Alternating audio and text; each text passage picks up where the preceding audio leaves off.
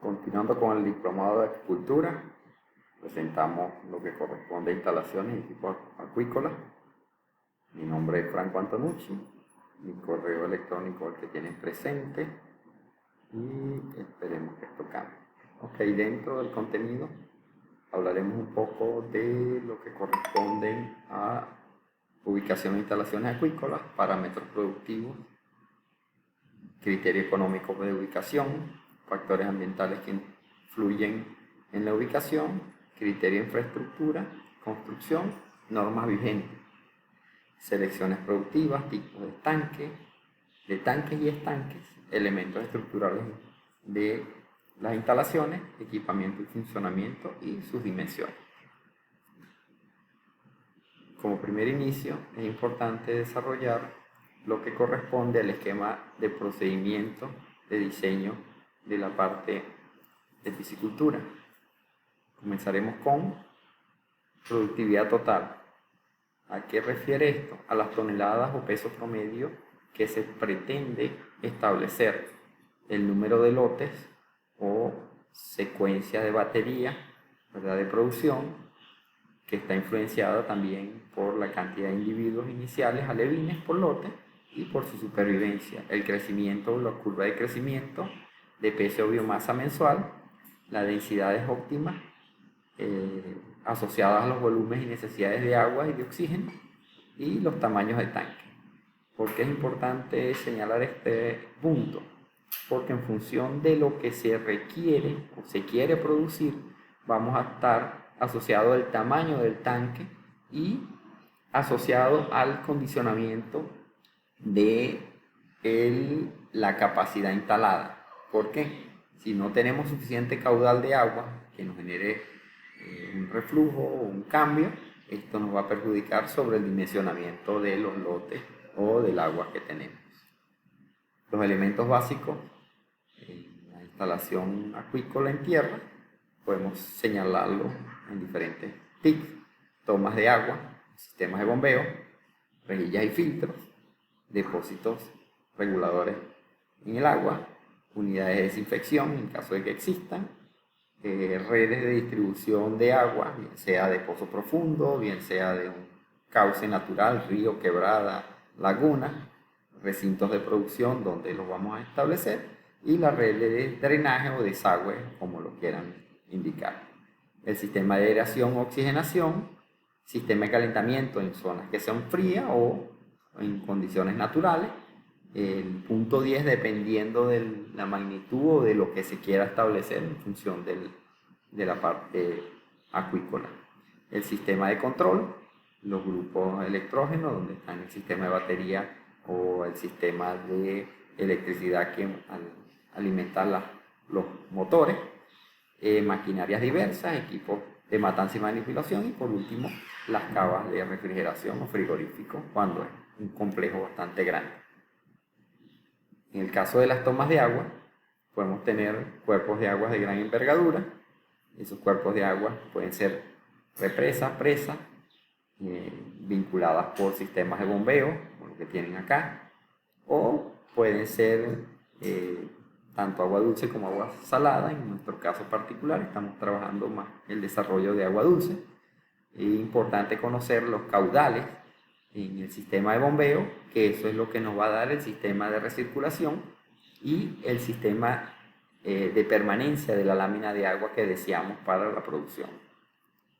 En el caso de los recintos de producción, pues pudiésemos hablar en reproducción, tanques en tierra, tanques de hormigón o ladrillo, fibra de vidrio plástico, tanques de armadura en lona, que están acá, y bolsas también asociadas a fitoplancton de diseño. Esto todo lo que nos conlleva es a lo que son los diseños de tanques, sus tamaños, su forma, su entrada de agua, su salida, sus sistemas en conjunto, que al final es lo que nos van a aportar el beneficio productivo.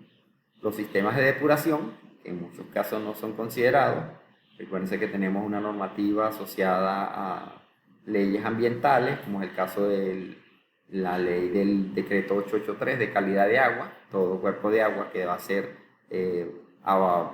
reprimido o sacado obedece a una caracterización y todo efluente también obedece a una caracterización de salida que deben ser cumplidas. En algunos casos se hacen plantas de tratamiento, bolsa de decantación, filtración, algas, sistemas integrados, entre otros. En otros casos no se maneja mucho el sistema de esta forma. El sistema de aireación, que no es más que un proceso de oxigenación, pueden hacerse convencionalmente por sopladores difusores, aireación superficial, hidroinyectores o oxígenos líquidos, dependiendo lo que se desea y cómo se desea. En muchos casos se hace de forma artesanal, simplemente haciendo un despliegue del agua sobre el cuerpo de la laguna para producir el proceso de aireación. Es importante señalar el modelo que se desee implantar sobre las lagunas, ya que esto, la cantidad que vamos a producir, bien sea de animales por metro cuadrado o de peces por metro cúbico, existen, digamos, varias terminologías que pueden estar vinculadas para el dimensionamiento de las lagunas. Si es un sistema intensivo, están hablando de 35 a 60 peces, en caso de tilapia, de trucha. Si es un sistema semi-intensivo, generalmente son 4 o 5 peces por metro cúbico.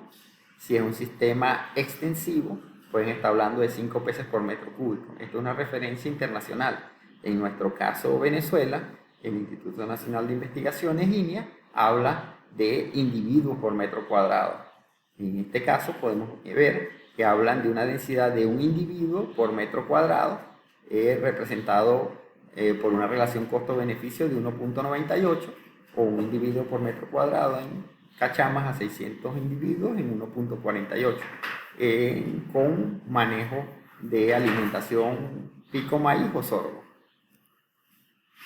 La elección del lugar apropiado dentro de la zona a construir, la granja, conlleva realizar 3 aspectos fundamentales, que son el suelo, considerando cómo es las características físico-química mecánicas del suelo, el agua en cantidad, calidad o disponibilidad, y por último el factor topografía.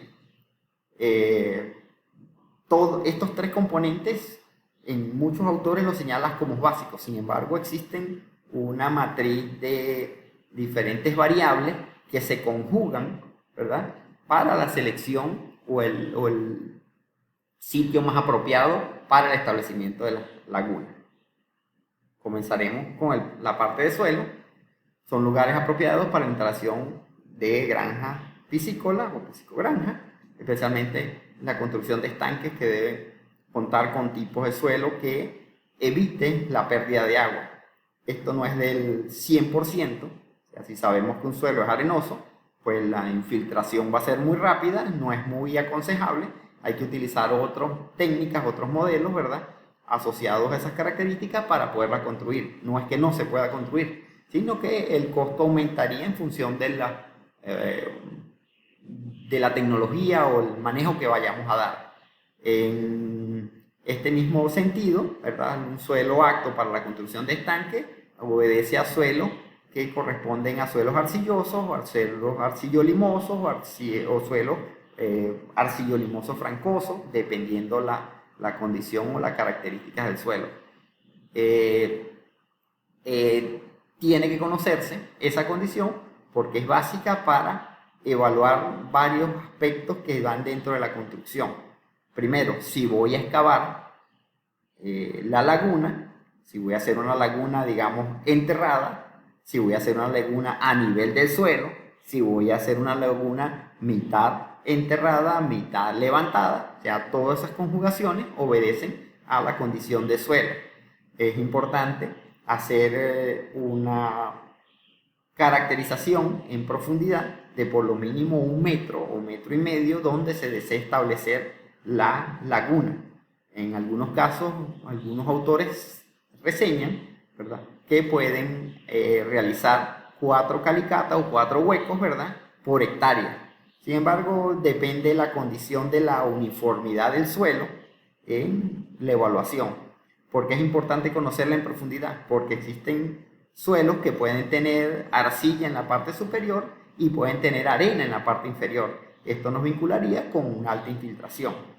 Existen métodos de evaluación de suelo como es la textura a nivel organoeléctrica. Algunos toman la muestra, la permasan. Si la permasada se deforma es porque el suelo tiene mucha arena. Si se hace como una plastilina, ¿verdad? Eso implica de que tiene altos contenidos de limos y arcilla que favorece excavar un pozo, hacer un hueco y colocarle agua para evaluar la tasa de infiltración. Esto es muy común también señalado en muchos autores, puesto que hablan de que debería existir unos valores de infiltración entre 1.5 y 2.5 centímetros cada 12 horas en nivel de permeabilidad. ¿Cómo se construye esto? Se hace un hoyo. Ese hoyo debe tener dimensiones mínimas de 1.5, por lo mínimo de 30 centímetros o más.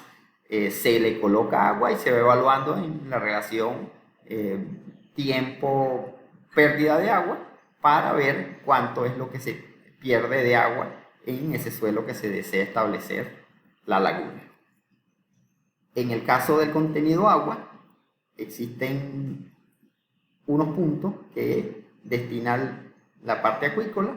Debe ser un agua de buena calidad, o sea, debe ser un agua que no tenga problema de salinidad, que en su mayor proporción no genere daños o alteraciones a nivel de los alevines o del sistema productivo, que tenga cantidad como para reponer lo que se pierde por infiltración, lo que se evapora, con la intención de poder manejar relaciones densidades de peces por unidad de superficie.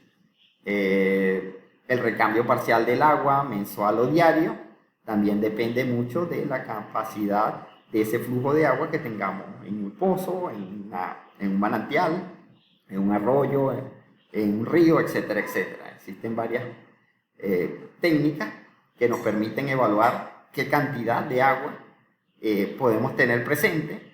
Un aforo, que no es más que evaluar la cantidad de agua que nos pasa por una sección de un cauce, de un río, un volumen de agua asociado a un caudal por cálculo de Manning. Se puede hacer también muy fácil utilizando un envase, ¿verdad?, conocido, y se toma el tiempo. En función de esa velocidad de que se llene el envase por el factor tiempo, uno puede determinar cuál es el caudal que está generando ese pozo y cuánto es lo que puedo estar entregándole a una laguna por ratas de tiempo. Estos son unos cálculos que pudiesen ser interesantes para algunas personas. Datas como qué largo tiene el tanque que diseño, qué ancho tiene el tanque, qué profundidad tengo. Y acá hay que acordarse que la relación volumétrica largo por ancho por profundidad me va a dar metros cúbicos. Esos metros cúbicos lo puedo extrapolar a que un metro cúbico representa a 1000 litros de agua con una relación de densidad de 26 grados centígrados, y con esa relación yo puedo calcular cuántos litros de agua, ¿verdad?, es lo que necesito para un estanque de X tamaño calculado.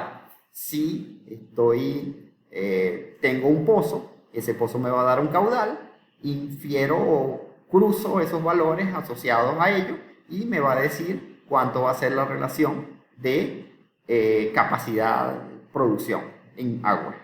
Fuentes de agua, 20 litros por segundo, no es más que una relación velocidad-tiempo. Eso también me da una cantidad de litros por hora que también es calculable. Y el resultado de llenado, pues la cantidad de horas que yo planteé establecer el llenado, bien sea con una bomba, bien sea con un caudal, me permitiría tener unos valores de incidencia de qué área puedo utilizar eficientemente para ese llenado. Conociendo esos datos, ¿verdad?, ya yo puedo tener un dimensionamiento del largo, del ancho y de la profundidad. Generalmente a nivel de laguna uno maneja una profundidad mínima de 1 metro, y vamos a ver más adelante que esos valores pueden variar en función de las relaciones de manejo que yo tenga o las condiciones topográficas que yo tenga en el terreno.